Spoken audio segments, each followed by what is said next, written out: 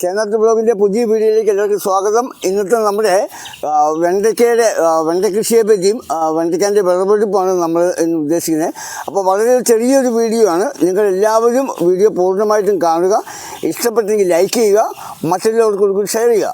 അപ്പോൾ നമുക്കിനി വീഡിയോയിലേക്ക് പോകാം. ഓക്കെ, അപ്പോൾ ഞങ്ങൾ വെണ്ട നട്ടത് വെണ്ട തൈകളാണ് നട്ടത്. തൈകൾ ഏരിയായിട്ട് മാറി ഏരി വന്നു. ആ ഏരിയയിൽ ഞങ്ങൾ ചാണകപ്പൊടിയും വേപ്പും പിണ്ണാക്കും അതേപോലെ തന്നെ എല്ലുപൊടി ഇട്ടു. അത് മൂന്നോട് കൂടി മിക്സ് ചെയ്ത് മണ്ണിൽ കൊണ്ടുപോയിട്ട് നന്നായിട്ട് മണ്ണിൽ കൊണ്ടുപോയി ഇട്ട് ഞങ്ങൾ എന്ത് ചെയ്തു, തൈകൾ നട്ടു. ഈ തൈകൾ നടുന്നതിന് മുൻപായിട്ട് ചെയ്തത് എന്താണെന്ന് ചോദിച്ചാൽ, നമുക്ക് മണ്ണിനെ നമ്മൾ സംരക്ഷിക്കുക, അല്ലെങ്കിൽ നമ്മുടെ പച്ചക്കറി കൃഷി എങ്ങനെ വളർന്നു വരണം, അതുപോലെ നമുക്ക് നല്ല വിളവ് കിട്ടണം, ഇതൊക്കെ നമുക്ക് ആഗ്രഹമുള്ളതാണ്. അപ്പം മണ്ണിനെ നമ്മൾ ലെവലാക്കി എടുക്കണം. മണ്ണിനെ ലെവലാക്കി എടുക്കണമെങ്കിൽ മണ്ണിൻ്റെ pH ലെവലാക്കണം. മണ്ണിൻ്റെ pH ലെവലാക്കണമെങ്കിൽ നമുക്ക് ഒത്തിരി മാർഗങ്ങളുണ്ട്. ഒന്നുകിൽ നമുക്ക് കുമ്മായം ഉപയോഗിക്കാം. കുമ്മായം ഉപയോഗിച്ച് കഴിഞ്ഞാൽ നമുക്ക് 14 മുതൽ 15 ദിവസം വരെ കഴിഞ്ഞതിന് ശേഷമേ നമുക്ക് അതിലേക്ക് തൈകളോ വിത്തുകളോ നമുക്ക് നടാൻ സാധിക്കുള്ളൂ. അപ്പം പിന്നെയുള്ളത് നമുക്ക് ഡോളോമൈറ്റിൻ്റെ പ്രത്യേകത ഡോളോമൈറ്റ്. അപ്പം മണ്ണിനെ നമ്മൾ എന്ത് ചെയ്യണം, മണ്ണിനെ നമ്മൾ കൃത്യമായിട്ട് നമ്മുടെ ചെടികൾക്ക് വളരത്തക്ക രീതിയിൽ, ചെടികൾക്ക് നന്നായിട്ട് വേരുകൾ ഓടത്തക്ക രീതിയിൽ, ചെടികളെ വളങ്ങൾ നന്നായിട്ട് മണ്ണിൽ നിന്ന് വലിച്ചെടുക്കത്തക്ക രീതിയിൽ നമ്മൾ മണ്ണിനെ സമ്പുഷ്ടീകരിച്ച്, അല്ലെങ്കിൽ മണ്ണിൻ്റെ pH നമ്മൾ ലെവലാക്കി എടുക്കണം. നമുക്ക് pH ലെവലാക്കി എടുക്കണമെങ്കിൽ ഞാൻ പറഞ്ഞു, കുമ്മായം, ഒന്നുകിൽ നമ്മൾ കുമ്മായം ഇടുക. കുമ്മായം ഇട്ട് കഴിഞ്ഞാൽ നമുക്ക് അതിന് 14 ദിവസം വരെ കഴിഞ്ഞതിന് ശേഷം മാത്രമേ നമുക്ക് ഒരിക്കലും നമുക്ക് ചെടികൾ നടാൻ നമുക്ക് സാധിക്കുള്ളൂ. പിന്നെയുള്ളത് നമുക്ക് ഡോളോമൈറ്റാണ്.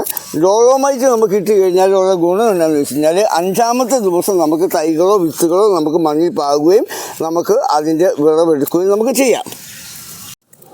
അപ്പോൾ മറ്റൊരു കൃഷിക്ക് വലിയ കൃഷികളാണ് നമ്മൾ ചെയ്യുന്നതെങ്കിൽ അധിക കാലം നമ്മൾക്ക് പച്ചക്കറികളൊക്കെ എന്ന് പറഞ്ഞാൽ 3 മുതൽ 6 മാസം കഴിഞ്ഞാൽ നമ്മുടെ അതിൻ്റെ അപ്പോൾ ഒരു ടൈം കഴിഞ്ഞു.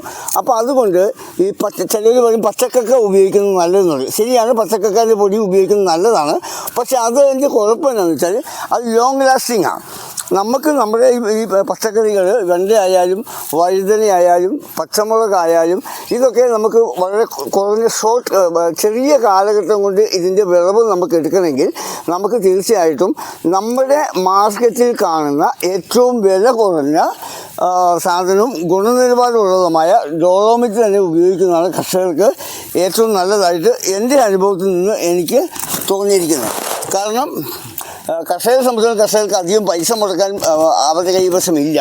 അപ്പോൾ അതുകൊണ്ട് വലിയ വില കൊടുത്തുള്ള കുമ്മായമോ അതേപോലെ പച്ചക്കറിയോ മേടിച്ച് കഴിഞ്ഞാൽ നമുക്ക് അധികം ചിലവുകൾ, നടീൽ വസ്തുക്കൾക്കും അത് അങ്ങനെയൊക്കെ ആയിട്ട് നമുക്ക് ഒരുപാട് ചിലവുകൾ വരും.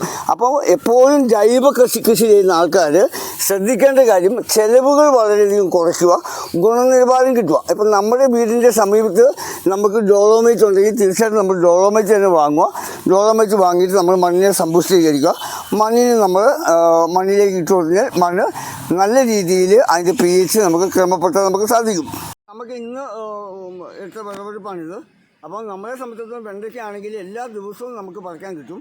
2-ാം ദിവസമാണെങ്കിൽ നമുക്ക് ഒരു വെണ്ടയിൽ 2 വെണ്ടയ്ക്ക വെച്ച് കിട്ടും. നമ്മൾ നന്നായിട്ട് പരിചരിക്കുന്ന വെണ്ടയാണെങ്കിൽ 2-ാമത്തെ ദിവസമാണ് നമ്മൾ വെണ്ടയ്ക്ക പറിക്കുന്നതെങ്കിൽ നമുക്ക് ഒരു വെണ്ടയിൽ 2 എണ്ണം വെച്ച് കിട്ടും. എല്ലാ ദിവസവും പറിക്കാൻ നമുക്ക് ഒരെണ്ണം വെച്ച് കിട്ടുന്നതാണ്. അപ്പം ജൈവ രീതിയിൽ എല്ലാവരും ഇതേപോലെ കൃഷി ചെയ്യുക. നമുക്ക് ആവശ്യത്തിനുള്ള പച്ചക്കറികൾ നമ്മൾ തന്നെ ഉൽപ്പാദിപ്പിച്ചെടുക്കാൻ വേണ്ടി നമ്മൾ പരിശ്രമിക്കുക. അപ്പം അടുത്തൊരു വീഡിയോ വരുന്നതിന് വരെ എല്ലാവർക്കും ഓക്കെ, ബൈ ബൈ. അപ്പോൾ 2-ാമത്തെ സെക്ഷനിൽ നമ്മൾ എന്താ ചെയ്തതെന്ന് ചോദിച്ചാൽ, ആദ്യത്തെ വളം കഴിഞ്ഞ് 2-ാമത്തേതിനകത്ത് നമ്മൾ ചെയ്തിരിക്കുന്നത് ജീവാമൃതമാണ്. നമ്മൾ ജീവാമൃതം ഉണ്ടാക്കിയതിന് ശേഷം ജീവാമൃതം നമ്മൾ ഇതിലേക്ക് തളിച്ചു കൊടുത്തു. എല്ലാ ചെടികൾക്കും നമ്മൾ ജീവാമൃതം കൊടുത്തു. അപ്പോൾ ഒരു 4 ഇല 5 ഇല ആയി കഴിഞ്ഞപ്പോഴത്തേനും ഞങ്ങൾ ജീവാമൃതം കൊടുത്തു. ജീവാമൃതം കൊടുത്തതിന് ശേഷം 2-ാമത്തെ 3-ാമത്തെ ആഴ്ചയിൽ ഞങ്ങൾ സുഡോമോണസ് കലക്കി എല്ലാത്തും നമ്മൾ നന്നായിട്ട് അതിൻ്റെ ചുവട്ടിലും അതേപോലെ ഇലയിലും ഒക്കെ പറ്റുന്ന രീതിയിൽ സൂഡോമോൺസ് നമ്മൾ റെഡിയാക്കി കൊടുത്തു. അപ്പോൾ ഈ സൂഡോമോൺസും കൂടി അടിച്ചു കഴിഞ്ഞപ്പോൾ നമുക്ക് കീടബാധ വളരെയധികം കുറവായിട്ട് വന്നു. അപ്പം കീടബാധ നമുക്ക് ഇതുവരെയും കീടബാധ നമുക്ക് വെണ്ടയിൽ വന്നിട്ടില്ല. അപ്പോൾ വെണ്ടയിലൊക്കെ കീടബാധ വരാതിരിക്കാൻ വേണ്ടി നമ്മൾ ചെയ്യേണ്ടത്, ഞാനൊക്കെ ചെയ്യുന്നതെന്ന് വെച്ചാൽ സമ്പൂർണ്ണ എന്ന് പറഞ്ഞ ഒരു ജൈവ സാധനം നമ്മുടെ കൃഷി വകുപ്പിൻ്റെ കയ്യിലും അതുപോലെ കാർഷിക സർവകലാശാലയുടെ കയ്യിലും അവരുടെ സ്റ്റോറിലൊക്കെ സമ്പൂർണ്ണതയുണ്ട്. ആ സമ്പൂർണ്ണ വാങ്ങി നമ്മൾ അടിച്ചു കഴിഞ്ഞാൽ നമുക്ക് അത് അടിക്കേണ്ടതുണ്ട്. തൈ നട്ടതിന് ശേഷം 15 ദിവസം കഴിഞ്ഞിട്ട് പിന്നെ 30ാമത്തെ ദിവസം പിന്നെ 45ാമത്തെ ദിവസം പിന്നെ 60ാമത്തെ ദിവസം നമുക്ക് ഇത് സമ്പൂർണ്ണം നമുക്ക് അടിക്കാവുന്നതാണ്. അപ്പോൾ സമ്പൂർണ്ണം അടിച്ചു കഴിഞ്ഞാൽ നമുക്ക് കീടബാധ വരാറില്ല. പിന്നെ അങ്ങനെ എന്തെങ്കിലും കീടബാധ വരുവാണെങ്കിൽ ജൈവ രീതിയിൽ കൃഷി ചെയ്യുന്നവർ ചെയ്യേണ്ട പ്രധാനപ്പെട്ട ഒരു കാര്യം എന്ന് പറഞ്ഞാൽ വേപ്പെണ്ണ മിശ്രിതം തളിക്കുക, അതേപോലെ അങ്ങനെ പിന്നെ വെളുത്തുള്ളി കഷായം ഒഴിക്കുക, പഴയ കണ്ണോടെ സ്പ്രേ ചെയ്യുക. ഇതൊക്കെ ചെയ്ത് കഴിഞ്ഞാൽ നമുക്ക് ജൈവ രീതിയിലുള്ള ഉൽപ്പാദനം, ജൈവ രീതിയിലുള്ള കൃഷിയെ നമുക്ക് നല്ല രീതിയിൽ നമുക്ക് വിളവെടുക്കാൻ നമുക്ക് സാധിക്കും. അപ്പം ഞങ്ങൾ ഇതിൻ്റെ നന എന്ന് പറഞ്ഞാൽ നന വൈകിട്ടാണ് നനയ്ക്കുന്നത്. ദിവസത്തെ ഒരു നേരമേ നനയ്ക്കുന്നുള്ളൂ. 2 നേരം നനച്ചു കഴിഞ്ഞാൽ അതനുസരിച്ച് വിളവ് നമുക്ക് ലഭ്യമാകും. പക്ഷേ 2 നേരം നനയ്ക്കാനുള്ള സാഹചര്യം നമുക്കില്ലാത്തതിനാൽ നമ്മൾ ഒരു തവണ ദിവസത്തിലെ ഒരു പ്രാവശ്യം മാത്രമേ ഞങ്ങൾ നനയ്ക്കുന്നുള്ളൂ. അപ്പോൾ നമ്മളെല്ലാവരും ചെയ്യുന്നത് വെച്ചാൽ ധാരാളം നമുക്ക് വെണ്ടയ്ക്ക മാർക്കറ്റിൽ നമുക്ക് ലഭ്യമാണ്. പക്ഷേ ആ വെണ്ടയ്ക്കകത്ത് ഏകദേശം 27% വിഷം അടിച്ചിരിക്കുന്ന ഇതാണ് നമുക്ക് വെണ്ടയ്ക്കാണ് നമുക്ക് മാർക്കറ്റിൽ നിന്ന് ലഭ്യമാകുന്നത്. അപ്പോൾ വിഷമില്ലാത്ത പച്ചക്കറികൾ നമുക്ക് തന്നെ ഉൽപ്പാദിപ്പിക്കുക, നാം തന്നെ കഴിക്കുക. അതിനായിട്ട് നമ്മളെല്ലാവരും പരിശ്രമിക്കുക. അപ്പം നമ്മുടെ എല്ലാവർക്കും നമ്മുടെ വീട്ടിൽ ഒരു 3-4 ഗ്രോ ബാഗിലോ അല്ലെങ്കിൽ ഒരു ചെറിയൊരു അടുക്കളത്തോട്ടോ നമുക്ക് ഉണ്ടാക്കുന്നതിന് ആർക്കും വലിയ ബുദ്ധിമുട്ടൊന്നുമില്ല. സാഹചര്യങ്ങൾ എല്ലാവരും പറയും ഞങ്ങൾക്ക് സമയമില്ല എന്ന് പറയും. സമയത്ത് നമ്മൾ കണ്ടെത്തുക. സമയം നമുക്ക് വേണ്ടി നിൽക്കാറില്ല. നമ്മൾ സമയത്തോടൊപ്പം യാത്ര ചെയ്യുക. അപ്പോൾ നമുക്ക് ഈ കൃഷി കാര്യങ്ങളിലൊക്കെ നമുക്ക് ചെയ്യാൻ കഴിയും. ജൈവ രീതിയിൽ നമുക്ക് പച്ചക്കറി ഉൽപ്പാദനം നമുക്ക് നടത്തുകയും ചെയ്യാം.